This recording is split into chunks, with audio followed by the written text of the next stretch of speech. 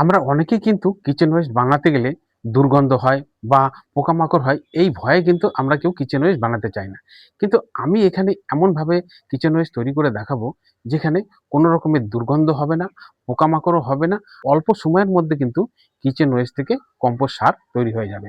আর যেটা আপনার বাগানের জন্য খুব উপযোগী একটা অর্গানিক সার হবে। আর এই কিচেন ওয়েস্টটা আপনার যে কিচেনের সারা বছরের যে ওয়েস্টটা আপনি খুব সহজেই কিন্তু ইউটিলাইজ করতে পারবেন। তাহলে বন্ধুরা, সময় নষ্ট না করে ভিডিওটি শুরু করছি।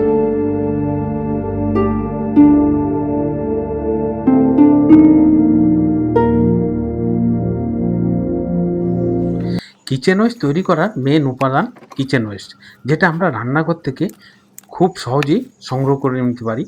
আর যেটা হলো আরেকটা দরকার, সেটা হলো শুকনো পাতা বা খবরের কাগজ। আমাদের কাছে এই শুকনো পাতা যেটা আমাদের গার্ডেনে থাকে, সেই গার্ডেনের শুকনো পাতা হলেই চলবে। আর যদি একান্ত না থাকে তাহলে কিন্তু নিউজ পেপারও ব্যবহার করতে পারেন। আমি এখানে কিচেন ওয়েস্ট তৈরি করার জন্য 12 ইঞ্চি টব ব্যবহার করছি। আপনারা চাইলে প্লাস্টিকের ড্রামও ব্যবহার করতে পারেন। আর অবশ্যই ড্রেনেজ সিস্টেম এইভাবে কভার করে দেবেন। আমি এখানে প্রথম লেয়ারটা দিলাম কাঠের গুঁড়ো, আর দ্বিতীয় লেয়ারটা দেবো আমি মাটির 1 থেকে 1.5 ইঞ্চির একখানা লেয়ার। আর এই লেয়ারটা দেওয়ার কারণ হলো, যখন কিচেন ওয়েস্টগুলো ডিকম্পোজ হয়ে লিকুইড হয়, সেই লিকুইডটা এখানে এসে স্টোর হয়ে যাবে। আপনি চাইলে 1.5 থেকে 2 ইঞ্চি লেয়ারও দিতে পারেন, অসুবিধা নেই।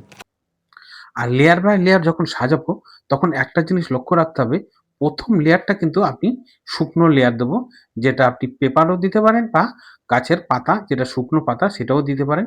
তারপরে কাঁচা লেয়ার দেবো, মানে কিচেন ওয়েস্ট। 1 লেয়ার শুকনো, 1 লেয়ার কাঁচা লেয়ার, এইভাবে কিন্তু টোটাল টবটাকে আমি ভর্তি করে নেব। আমার কাছে এরকম অনেক টব আছে যেগুলো আমার সারা বছরের যে কিচেন ওয়েস্টটা হয়, এইভাবে আমি কিচেন কম্পোস্ট তৈরি করে রাখি। আপনারাও আপনাদের কিচেন ওয়েস্ট না ফেলে দিয়ে এইভাবে স্টোর করে রাখুন। দেখবেন আপনার সারা বছরের বাগানের যা কম্পোস্টের দরকার, সেটা কিন্তু এখান থেকে পূরণ হয়ে যাবে। আর এইভাবে তৈরি করলে আপনার যেমন কম্পোস্টের কোয়ালিটিটাও ভালো হবে, তেমনি একদম ফ্রি অফ কস্টে কিন্তু আপনার বাড়ি থেকে সেটা সংগ্রহ হয়ে যাবে। লেয়ার সাজানোর সময় 1 লেয়ার কাঁচা, 1 লেয়ার শুকনো, এইভাবে কিন্তু একটু চেপে চেপে দেবেন। কারণ শুকনো যে পাতাটা দেবেন, সেই পাতাটা যে একটু ফাঁপা থাকে, তার জন্য একটু চেপে চেপে দেবেন। আর যখনই ছাদে আসবেন, একটু করে জল হালকা একটু এর মধ্যে দিয়ে দেবেন। তাহলে কিন্তু খুব তাড়াতাড়ি ডিকম্পোজ হবে। কারণ কি, এর মধ্যে যদি আর্দ্রতা বজায় থাকে, তাহলে কিন্তু ব্যাকটেরিয়া, গুড ব্যাকটেরিয়া যেটা, সেটা তৈরি হবে। আর ডিকম্পোজের সময়টাও অনেকটা কমে যাবে। এবার বলি কি এর মধ্যে ব্যবহার করা যাবে না। যেমন কোনো ধরনের নন-ভেজ এর মধ্যে ব্যবহার করবেন না। আর যেটা ব্যবহার করবেন না, আমাদের অনেকের বাড়িতেই গৃহপালিত পশু আছে, যেমন কুকুর বা বিড়াল। সেই কুকুর বা বিড়ালের মল এর মধ্যে ব্যবহার করবেন না। এই জিনিসটা লক্ষ্য রাখবেন। ফাইনাল লেয়ারটা দেওয়ার সময় শুকনো পাতাটা ব্যবহার করবেন। আর শুকনো পাতা ব্যবহার করার পর তার উপরে কিন্তু একটু মোটা করে মাটির লেয়ার দেব, যেটা সাধারণ মাটি। আর সঙ্গে কিন্তু কিছুটা কম্পোস্ট বা ভার্মি কম্পোস্ট, আপনার কাছে যদি পুরনো কম্পোস্ট থাকে, তাহলে কিন্তু সেই কম্পোস্টটাই ব্যবহার করলে সব থেকে ভালো। তাতে কি হবে, আমাদের যে ডিকম্পোজের স্পিডটা অনেকটা বেড়ে যাবে, মানে ডবল স্পিড হয়ে যাবে। আর আপনার কাছে যদি কম্পোস্ট না থাকে, তাহলে কিন্তু ভার্মি কম্পোস্ট দিলেও চলবে।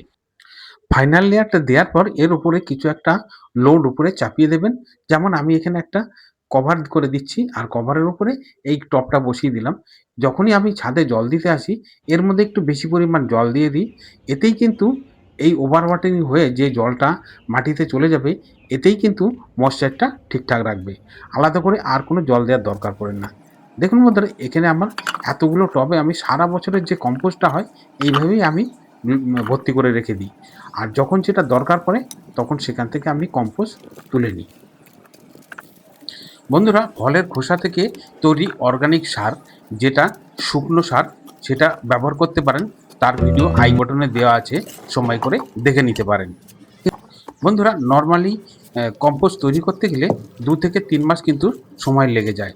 আর আপনি যদি আরও তাড়াতাড়ি তৈরি করতে চান, তাহলে কিন্তু এর মধ্যে যদি আপনি যে কোনো ধরনের ফার্টিলাইজার ব্যবহার করেন, যেটা ডিকম্পোজ ফার্টিলাইজার, তাহলে কিন্তু 1 থেকে 1.5 মাসের মধ্যেই তৈরি করতে পারবেন। যেহেতু আমি কিচেন গার্ডেন নিয়ে ভিডিও করি, তাই আমি চেষ্টা করি সবসময় নর্মাল পদ্ধতিতে ন্যাচারালভাবে কিভাবে অর্গানিক সার তৈরি করা যায়। বন্ধুরা, এবার টবের থেকে পুরো কম্পোস্টগুলোকে আমি বাইরে বের করে নেব।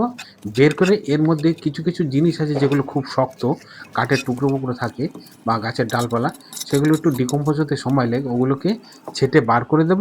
আর বার করে চেলে আমি একদম বস্তাবন্দি করে এটাকে রেখে দেবো। আর সবসময় মনে রাখবেন, যখনই কম্পোস্টটাকে বাইরে বার করবেন, বার করার পর একটা রোদ খাইয়ে নেবেন।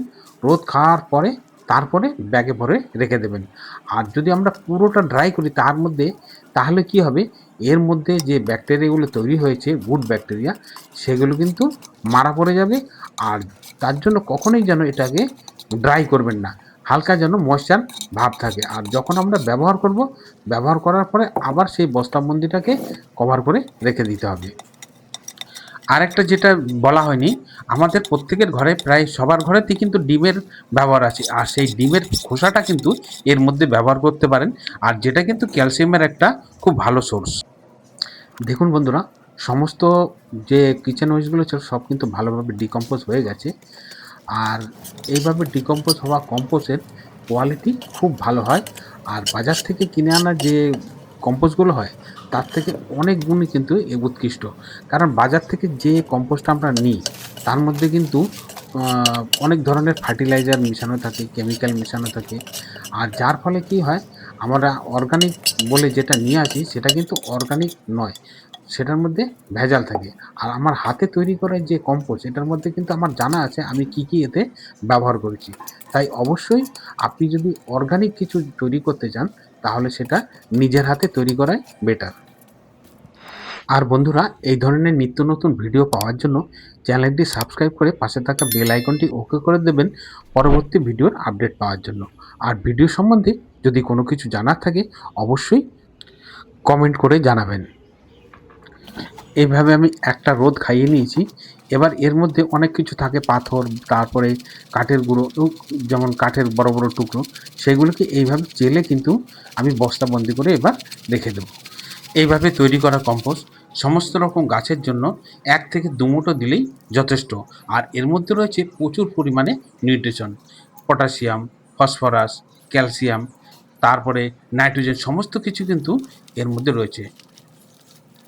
তাহলে বন্ধুরা, এবার থেকে বাড়ির যে কিচেন ওয়েস্ট বা ফলের খোসা, সেগুলোকে ফেলে না দিয়ে এইভাবে কিচেন ওয়েস্ট তৈরি করে আপনার সারা বছরের কম্পোস্টের কিন্তু জোগাড় আপনি নিজেই করে নিতে পারবেন। তাহলে বন্ধুরা, আজ এ পর্যন্তই রইল। ফিরে আসবো আরও একটি ইন্টারেস্টিং ভিডিওর সাথে। ভিডিওটি শুরু থেকে শেষ পর্যন্ত দেখার জন্য ধন্যবাদ। ভালো থাকবেন, সুস্থ থাকবেন এবং প্রচুর পরিমাণে গাছ লাগাবেন। ধন্যবাদ।